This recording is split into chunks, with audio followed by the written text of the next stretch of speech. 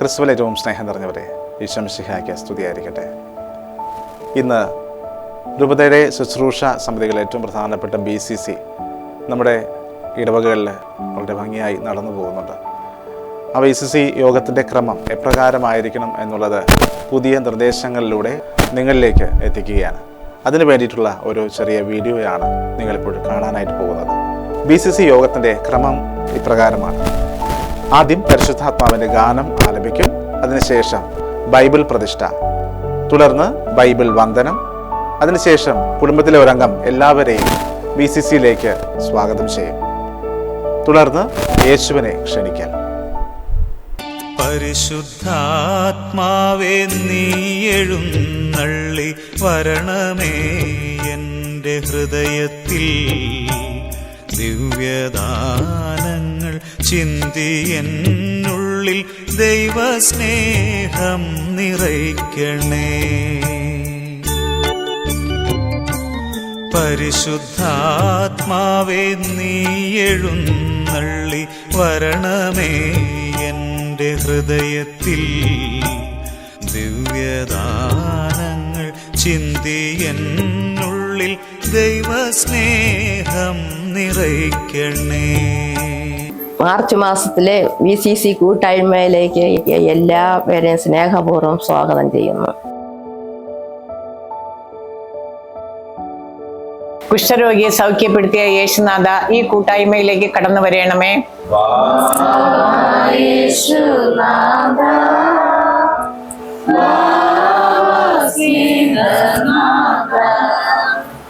ശിശുക്കളെ എൻ്റെ അടുക്കൽ വരാൻ അനുവദിച്ച ഈശോയെ ഈ കൂട്ടായ്മയിലേക്ക് കടന്നു വരണമേ.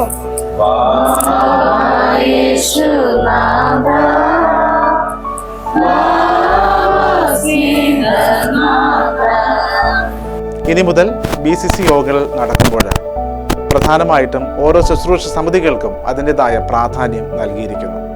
ഓരോ ദിവസത്തെ BCCയും ഓരോ ശുശ്രൂഷ സമിതിയുടെ നേതൃത്വത്തിൽ ആ സമിതിയുമായി ബന്ധപ്പെട്ട വിഷയങ്ങളാണ് ചർച്ച ചെയ്യുന്നത്.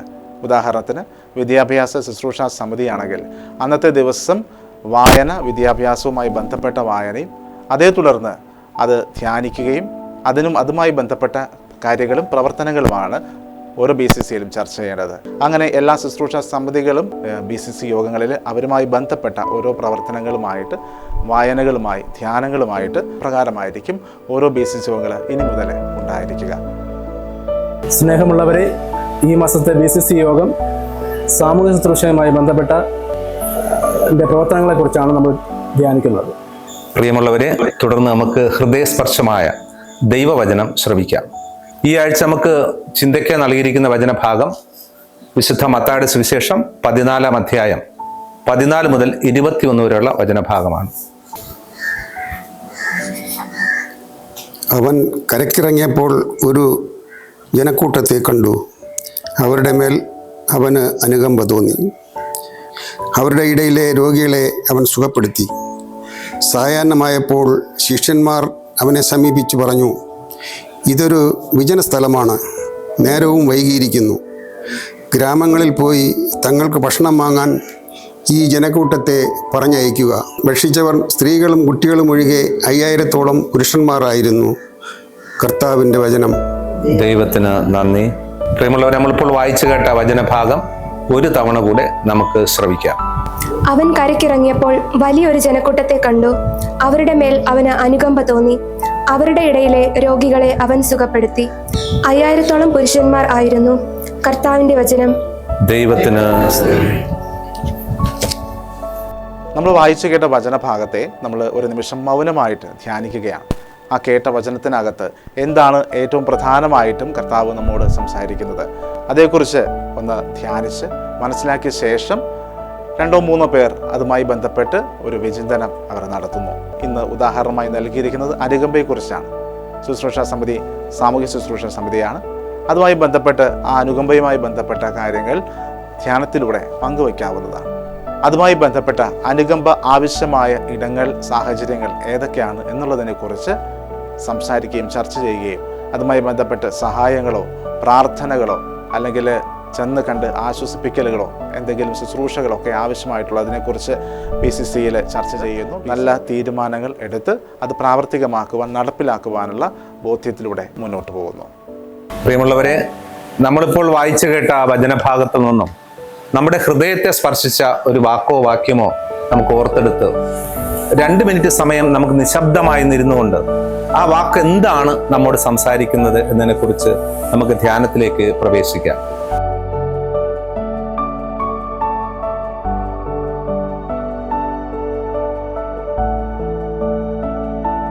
നമ്മളിപ്പോൾ ശ്രവിച്ച ഈ വചനഭാഗത്തിൽ നിന്നും നമ്മൾ നിശബ്ദതയിലായിരുന്നു. ഈ നിശബ്ദത ദൈവം എന്താണ് നമ്മോട് സംസാരിച്ചതെന്ന് എനിക്ക് 1-2 പേർ പങ്കുവയ്ക്കുകയാണെങ്കിൽ വളരെ നല്ല അനുഭവമായിരിക്കും. നമ്മളിന്ന് വായിച്ച ഭാഗം നമുക്ക് സാധാരണ പരിചയമുള്ള ഒരു ഭാഗമാണ്. നമ്മൾ സാധാരണ എത്രയോ പ്രാവശ്യം വായിച്ച് കേട്ടുള്ള ഒരു കാര്യമാണ്. എനിക്കിപ്പോൾ സ്പർശനത്തിൽ വന്നത് കർത്താവിനെ ജനക്കൂട്ടത്തെ കണ്ടപ്പോൾ അനുകമ്പ തോന്നി എന്നുള്ള കാര്യമാണ്. അപ്പൊ അനുകമ്പ എന്നുള്ളത് കർത്താവിൻ്റെ ഒരു ദൈവത്തിന്റെ പ്രത്യേക ഭാവമാണ്. അപ്പൊ നമുക്കെല്ലാം അനുകമ്പ ഉള്ളവരായിരിക്കും നമ്മൾ. അങ്ങനെ അനുകമ്പ നമ്മൾ എത്രമാത്രം അനുകമ്പ ഉണ്ടെന്ന് നോക്കണം. താൽക്കാലികമാണോ, അതിന് സ്ഥിരമായിട്ട് അനുകമ്പയുടെ ഭാഗമാണ്. സ്ഥിരമായിട്ട് അനുകമ്പയുടെ ഒരു ഭാഗം ഉണ്ടാവണമെങ്കിൽ അത് മാനസാന്തരപ്പെട്ട് പുതിയ സൃഷ്ടിയായി മാറിയാൽ മാത്രമേ സാധിക്കുള്ളൂ. 5 അപ്പവും 2 മത്സ്യവും എടുത്ത് സ്വർഗത്തിലേക്ക് നോക്കി ആശീർവദിച്ച് അപ്പം മുറിച്ച് ശിഷ്യന്മാരെ ഏൽപ്പിച്ചു. അപ്പം വർദ്ധിപ്പിക്കലിൻ്റെ ഈ അത്ഭുതം നമ്മൾ എല്ലാ സുവിശേഷങ്ങളിലും കാണാറുണ്ട്. ഇത് യേശുവിൻ്റെ അനുകമ്പ എന്ന ഒരു ഗുണത്തെയാണ് കാണിക്കുന്നത്. അതുമാത്രമല്ല, ഇത് ദിവ്യകാരുണ്യത്തിൻ്റെ ഒരു സിംബൽ കൂടിയാണ് യേശു അപ്പം വർദ്ധിപ്പിക്കുന്നത് വഴി കാണിക്കുന്നത്. എന്നും ദൈവം നമ്മളോട്, നമ്മളെ സ്നേഹിക്കുന്ന ദൈവം നമുക്ക് വേണ്ടി ദിവ്യകാരുണ്യം മുറിച്ച് വിളമ്പുന്നതിൻ്റെ ഒരു സിംബലായിട്ടാണ് ഈ 5 അപ്പം വർദ്ധിപ്പിക്കുന്ന അത്ഭുതവും ദൈവം നമുക്ക് കാണിച്ചു തരുന്നത്. പ്രിയമുള്ളവരെ, നമുക്ക് ലഭിച്ച സന്ദേശം ഇനി നമ്മൾ പ്രവൃത്തി പഥത്തിലേക്ക് കൊണ്ടുവരേണ്ടതായിട്ടുണ്ട്. ഇവിടെ പങ്കുവച്ചതിൽ കൂടുതലും അനുകമ്പയെക്കുറിച്ചാണ്, കാരുണ്യത്തെക്കുറിച്ചാണ്. നമുക്കൊന്ന് ആലോചിക്കാം, നമ്മുടെ യൂണിറ്റിൽ എന്തൊക്കെയാണ് ഈ അനുകമ്പയുമായി ബന്ധപ്പെട്ട സഹായങ്ങൾ എത്തിക്കേണ്ടത്, നമ്മുടെ യൂണിറ്റിലെ കാരുണ്യ പ്രവർത്തികൾ എന്തൊക്കെയാണ്, ഇതിനെക്കുറിച്ചൊരു ചർച്ച, ഓപ്പൺ ഡിസ്കഷനിലേക്ക് നമുക്ക് പ്രവേശിക്കാം. ഒന്ന് അഭിപ്രായം ഓരോരുത്തരായിട്ടൊന്ന് പറഞ്ഞേക്കെ, നമുക്ക് എന്തൊക്കെ കാര്യങ്ങളിലേക്ക് പ്രവേശിക്കുന്നതിനെ കുറിച്ച്. നമ്മുടെ തന്നെ യൂണിറ്റിലെ ഒരു സഹോദരിയായ ഫ്രാൻസിസ്ക, നമുക്ക് ഏവർക്കും അറിയാവുന്നതുപോലെ ഒരുപം സുഖമില്ലാതെ ആശുപത്രിയിൽ കിടക്കുകയാണ്. അവർ നമുക്കറിയാം ഒരു വിധവയാണ്, അനാഥ എന്ന് തന്നെ പറയാം. മകളുണ്ടെങ്കിലും സഹായിക്കാൻ പറ്റാത്ത അവസ്ഥയാണ്. അവരിപ്പം അവിടെ പ്രൈവറ്റ് ഹോസ്പിറ്റലാണ്, ഇത്തിരി സാമ്പത്തികം ആവശ്യമുണ്ട്. എന്നോട് വിളിച്ച് ഇങ്ങനെ ഒന്ന് അറിയിച്ചു, എന്തെങ്കിലും കൊടുക്കാൻ പറ്റുമോ എന്ന് ചോദിച്ചു. ഞാൻ പറഞ്ഞ യൂണിറ്റിൽ പറഞ്ഞ് എല്ലാവരെ കൊണ്ടും സഹായം അഭ്യർത്ഥിക്കാമെന്ന് പറഞ്ഞിരുന്നു. നമുക്ക് അവർക്ക് എന്ത് ചെയ്യാൻ സാധിക്കും എന്നുള്ള കാര്യം ചർച്ച ചെയ്ത് കഴിവുള്ള സഹായം അവർക്ക് എത്തിച്ചു കൊടുക്കാൻ ശ്രമിക്കണം. പ്രിയപ്പെട്ടവരെ, നമ്മുടെ യൂണിറ്റിൽ തങ്കം എന്നൊരു സ്ത്രീ ക്യാൻസറായി ബ്രസ്റ്റ് ക്യാൻസറായി ഓപ്പറേഷൻ ചെയ്ത് കിടക്കുകയാണ്. അതിന് സാമ്പത്തികമായിട്ട് വളരെ ബുദ്ധിമുട്ടാണ്, മരുന്ന് വാങ്ങാനുള്ള കാശും. പ്രിയപ്പെട്ടവരെ, നമ്മുടെ യൂണിറ്റിൽ തന്നെ മരിച്ചുപോയ രാജന് നിങ്ങൾക്കെല്ലാം അറിയാമല്ലോ. വിധവയായിട്ട് അവൻ്റെ ഭാര്യയും 2 കുഞ്ഞുങ്ങളും വിധവയാണ്. അവൾക്ക് പ്രത്യേക ജോലിയൊന്നുമില്ല. അവർക്ക് എന്തെങ്കിലുമൊക്കെ സഹായങ്ങൾ നമ്മൾ ചെയ്യേണ്ട ഒരു ആവശ്യമുണ്ട്. പലരും സഹായിക്കാറുണ്ട്. അപ്പം അങ്ങനെ നമ്മൾ എന്തെങ്കിലും ചെയ്യാൻ പറ്റുമെന്നുണ്ടെങ്കിൽ കണ്ടെത്തിയ ഒരു കാര്യം ചെയ്യണമെന്ന് എനിക്ക് ആഗ്രഹമുണ്ട്. പ്രിയമുള്ളവരെ, നമ്മുടെ യൂണിറ്റിൽ ജ്യോതി എന്നൊരു കഷ്ടപ്പെട്ട ഒരു ഫാമിലിയിലുള്ള ഒരു കൊച്ചാണ്. അവൾക്ക് 2 പെൺമക്കളാണുള്ളത്. അവളുടെ വീട് ചോർന്നൊലിച്ച് ഒരു കഷ്ടപ്പെടുന്ന ഒരു അവസ്ഥയിലാണ്. മഴ പെയ്താൽ അവർക്ക് ആ വീട്ടിൽ താമസിക്കാൻ പറ്റില്ല. അപ്പോൾ നമ്മൾ രോഗികളെയും സഹായിക്കണം. പക്ഷേ രാത്രി വീട്ടിൽ സ്വതന്ത്രമായി ഒന്ന് സ്വസ്ഥമായി ഉറങ്ങണമെങ്കിൽ ആ വീടിന് നമ്മൾ എന്തെങ്കിലും ഒരു സഹായം ചെയ്ത് അവർക്ക് എത്രയും പെട്ടെന്ന് ഒരു കൂര മേഞ്ഞു കൊടുക്കാൻ വേണ്ടിയിട്ടുള്ള ഒരു സഹായവും നമ്മൾ ചെയ്യണം. നമ്മുടെ BCC യൂണിറ്റിലെ പ്രധാനപ്പെട്ട 4 പ്രശ്നങ്ങളാണ് ഇവിടെ ഉന്നയിച്ചത്. എനിക്കൂടെ 4 വളരെ പ്രധാനപ്പെട്ട പ്രശ്നങ്ങൾ തന്നെയാണ്. ഫ്രാൻസിസ്ക അമ്മച്ചി കുറേ നാളായിട്ട് ആശുപത്രിയിലാണ്. അടിയന്തര സ്വഭാവത്തോടുകൂടി ചെയ്യാൻ പറ്റുന്ന 2 കാര്യങ്ങൾ ഒന്ന് നമുക്ക് ചർച്ച ചെയ്ത് തീരുമാനിക്കാം. അത് നമുക്ക് ആദ്യം ഒന്ന് മുന്നോട്ട് കൊണ്ടുപോകാം. ബാക്കിയുള്ളത് സാവധേന ചെയ്യുന്ന രീതിയിൽ ഈ 4 പ്രശ്നങ്ങൾക്കും ഒരു പരിഹാരം നമ്മുടെ യൂണിറ്റിന് ഉണ്ടാവുന്ന രീതിയിലേക്ക് നമുക്ക് ഒരുമിച്ച് നിന്ന് പ്രവർത്തിക്കാനായിട്ട് ശ്രദ്ധിക്കാം. ഇത്രയും ചർച്ച ചെയ്തതിൽ ആദ്യമായിട്ട് തങ്കം എന്ന് പറഞ്ഞ കാഷ്വൽ പേഷ്യന്റിനെ സഹായിക്കുക. ജ്യോതി എന്ന സഹോദരിയുടെ വീട് ചോർന്നൊലിച്ച് അവിടെ വളരെ കഷ്ടമാണ്. അതിനാൽ നമുക്ക് അവരുടെ വീടിന്റെ പണിയാണ് ആദ്യം ചെയ്യേണ്ടത്. അതിന് നമുക്ക് എന്തെങ്കിലും സഹായം ചെയ്യാം.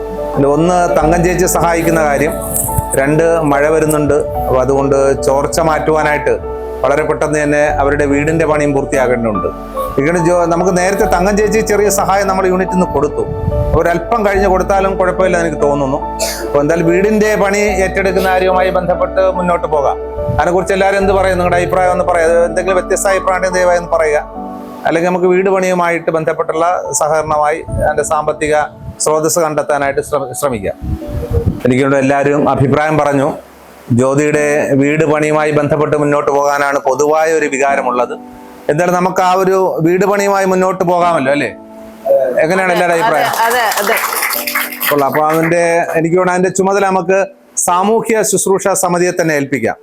റജി ജോർജിന്റെ പണിയുമായി ബന്ധപ്പെട്ട് മുന്നോട്ട് പോകട്ടെ. എല്ലാവരും ഒരുമിച്ച് ഒരു കൈയോടുകൂടെ റജിയോടൊപ്പം ചേർന്ന് പ്രവർത്തിക്കണം. നമുക്ക് ഇതിന്റെ മുന്നോട്ട് പോകാം. ആ ദിവസത്തെ വിഷയവുമായി ബന്ധപ്പെട്ട തീരുമാനങ്ങൾക്ക് ശേഷം എല്ലാ ശുശ്രൂഷ സമിതികളുടെയും റിപ്പോർട്ട് അവതരിപ്പിക്കുന്നു. അതിനുശേഷം പൊതുവായിട്ടുള്ള BCCയുടെ റിപ്പോർട്ട് അവതരണം, ശേഷം രഹസ്യപ്പിരിവ്, അതിനുശേഷം സ്വയം പ്രേരിത പ്രാർത്ഥന, അതേ തുടർന്ന് തീം സോങ് ആലപിക്കുന്നു. അതിനുശേഷം സ്വർഗസ്ഥനായ ഞങ്ങളുടെ പിതാവേ നന്മ നിറഞ്ഞു പറയുമേ എന്ന പ്രാർത്ഥനകൾ ചൊല്ലി മാതാവിൻ്റെ ഗാനം ആലപിച്ച് BCC യോഗം സമാപിപ്പിക്കുന്നു. നമ്മളിപ്പോൾ ശ്രവിച്ച വചനത്തെ ആധാരമാക്കി അവിടെ നിരവധിയായ പ്രാർത്ഥനകളും അർത്ഥനകളും ഒക്കെ ദൈവത്തിന്റെ തിരുമുമ്പിൽ സമർപ്പിച്ച് നമുക്കിപ്പോൾ പ്രാർത്ഥിക്കാം. സ്നേഹപിതാവായ ദൈവമേ, ഞങ്ങളുടെ ഇടയിൽ രോഗികളായി കഴിയുന്ന എല്ലാവരെയും അങ്ങേ തിരുക്കരങ്ങളിൽ സമർപ്പിക്കുന്നു. ഏറെ പ്രത്യേകിച്ച് ഞങ്ങളുടെ ഇടവികാരി അൽഫോൺസ് ലിഗോരി അച്ഛനെ അങ്ങയുടെ അനുകമ്പയുള്ള കരസ്പർശത്താൽ തൊട്ട് സുഖപ്പെടുത്തണമെന്നും രോഗമുക്തി നൽകണമെന്നും അങ്ങയോട് ഞങ്ങൾ പ്രാർത്ഥിക്കുന്നു. കർത്താവേ, ഞങ്ങളുടെ പ്രാർത്ഥന കേൾക്കണമേ. സ്നേഹസ്വരൂപനായ ദൈവമേ, ഞങ്ങളുടെ ഇടയിൽ പലവിധമായ വേദനകളാൽ കഷ്ടത അനുഭവിക്കുന്ന എല്ലാവരെയും അങ്ങേ തൃക്കരങ്ങളിൽ സമർപ്പിക്കുന്നു. അവരുടെ മനസ്സിനേറ്റ മുറിവുകൾക്കും ശാരീരിക അസ്വസ്ഥതകൾക്കും അങ്ങയുടെ കരസ്പർശത്താൽ സൗഖ്യം നൽകി അനുഗ്രഹിക്കണമേ എന്ന് അങ്ങയോട് ഞങ്ങൾ പ്രാർത്ഥിക്കുന്നു. കർത്താവേ, ഞങ്ങളുടെ പ്രാർത്ഥന കേൾക്കണമേ. സ്നേഹപിതാവായ ദൈവമേ, നമ്മുടെ BCC യൂണിറ്റിൽ നിന്ന് വിട്ടുപിരിഞ്ഞു പോയ എല്ലാ ആത്മാക്കൾക്കും നിത്യശാന്തി നൽകണമേ എന്ന് അങ്ങയോട് ഞങ്ങൾ പ്രാർത്ഥിക്കുന്നു. കർത്താവേ, ഞങ്ങളുടെ പ്രാർത്ഥന കേൾക്കണമേ.